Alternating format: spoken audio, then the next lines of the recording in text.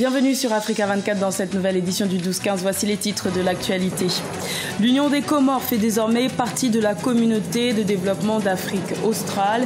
Une adhésion actée lors du 37e sommet de la SADC tenu à Pretoria en Afrique du Sud. Mise en place de mesures pour relancer l'économie en République démocratique du Congo. Le pays est affecté par la forte dévaluation du franc congolais face au dollar américain. Et à la rencontre de 3 athlètes ougandais qui représenteront leur pays aux championnats mondiaux de boxe dès le 25 août en Allemagne. Plus de 200 sportifs participeront à cette compétition. Mais tout d'abord, au Gabon, un léger remaniement ministériel a été opéré le 21 août. Une équipe réduite à 38 au lieu de 40 précédemment et sans grand bouleversement. 8 entrées sont à noter, parmi lesquelles celles de 2 opposants. Pierre Claver Maganga Moussavou, candidat malheureux à l'élection présidentielle de 2016, a été nommé à la vice-présidence de la République. Et René Ndemezo Obiang, ancien directeur de campagne de Jean Ping, a été nommé président du Conseil économique et social. L'Union des Comores est devenue le 16e pays à intégrer la SADC, la communauté de développement d'Afrique australe. Une adhésion actée le 21 août alors que le processus d'adhésion avait débuté en mars 2016. La décision a été prise lors du 37e sommet de la SADC qui s'est tenu les 19 et 20 août à Pretoria en Afrique du Sud. Patricia Solange-Dubois. Les chefs des 15 États membres de la communauté de développement d'Afrique australe se sont réunis lundi 20 août à Pretoria en Afrique du Sud afin de décider de l'admission de l'Union des Comores en tant que nouveau membre. Désormais officiel, l'Union des Comores est le 16e pays à adhérer à la SADC. Nous allons bénéficier de multiples choses dont le développement industriel, un programme sur l'énergie et la santé comme tant d'autres. Cette entrée dans le développement économique de l'Afrique australe est perçue comme une réelle opportunité pour l'Union des Comores. Ils peuvent dorénavant intégrer leur stratégie de développement durable, notamment la promotion de la pêche durable et l'utilisation des énergies renouvelables, mais aussi le développement d'une agriculture plus saine. Une bonne partie des financiers sud-africains aujourd'hui cherchent des terres agricoles à mettre en valeur. Probablement, le Comore serait l'un des territoires pouvant offrir cette opportunité.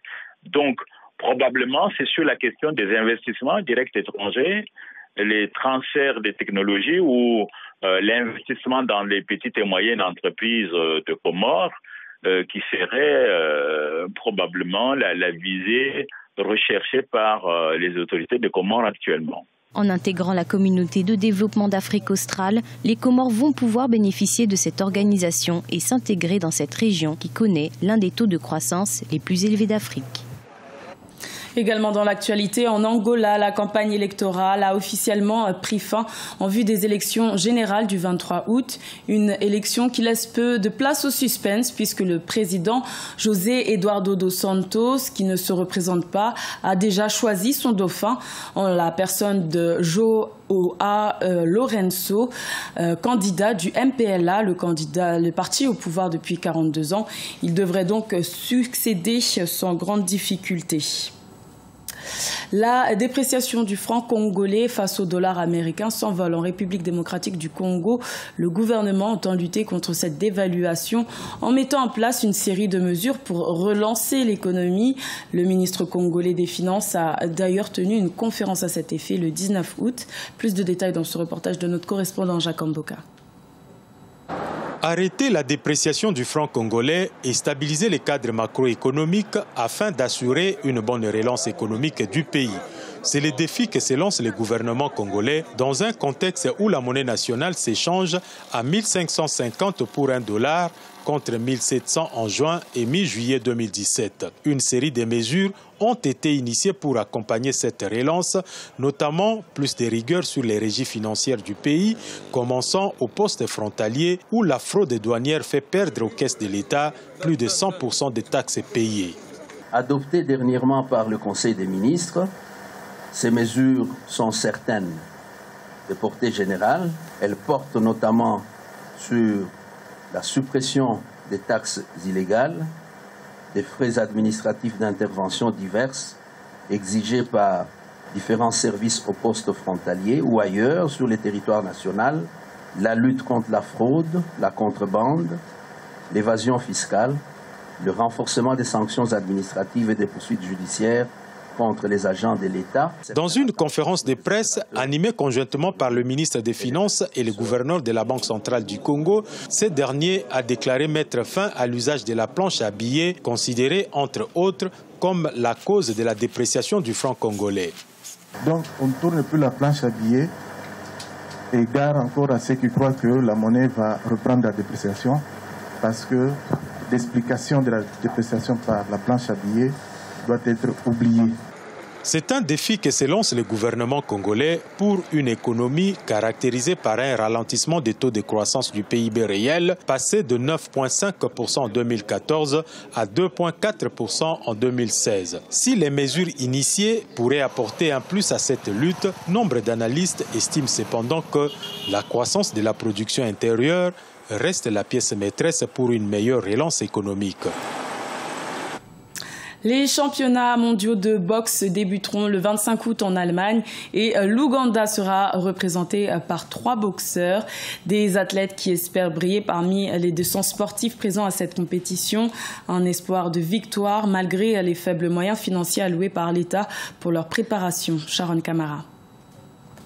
L'équipe nationale de boxe de l'Ouganda participera aux prochains championnats mondiaux organisés par l'Association internationale de boxe et qui aura lieu à partir du 25 août.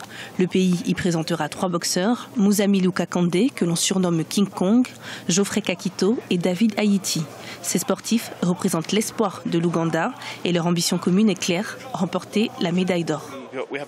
Nous avons beaucoup travaillé sur les mouvements de vitesse. Lorsque nous étions à Brazzaville, nos boxeurs étaient là juste pour se battre, mais à présent, je pense que le système a changé puisqu'il y a un système de notation par ordinateur dans ces tournois internationaux.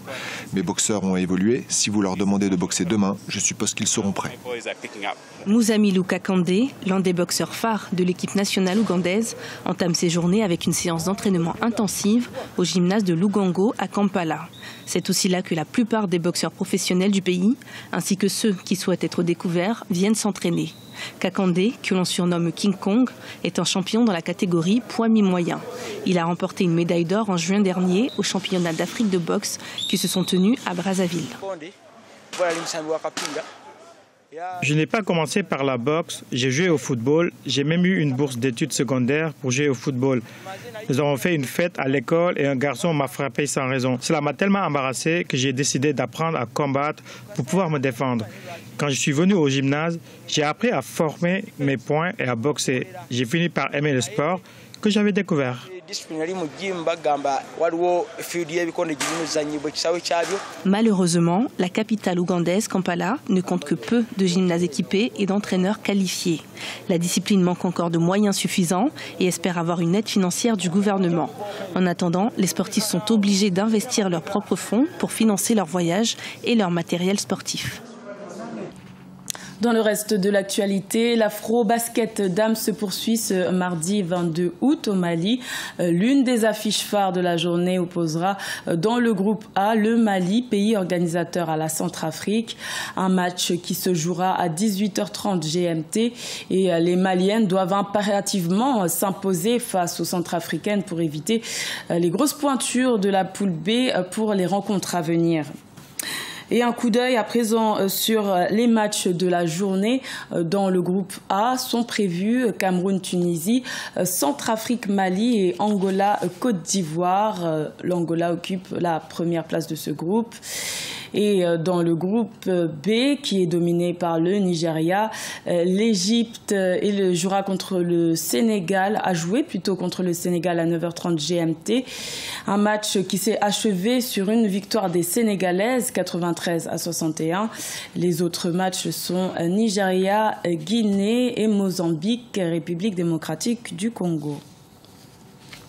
Ce journal a été réalisé par l'ensemble de la rédaction. Merci de votre fidélité. Retrouvez dans un instant une nouvelle édition de l'information sur Africa 24.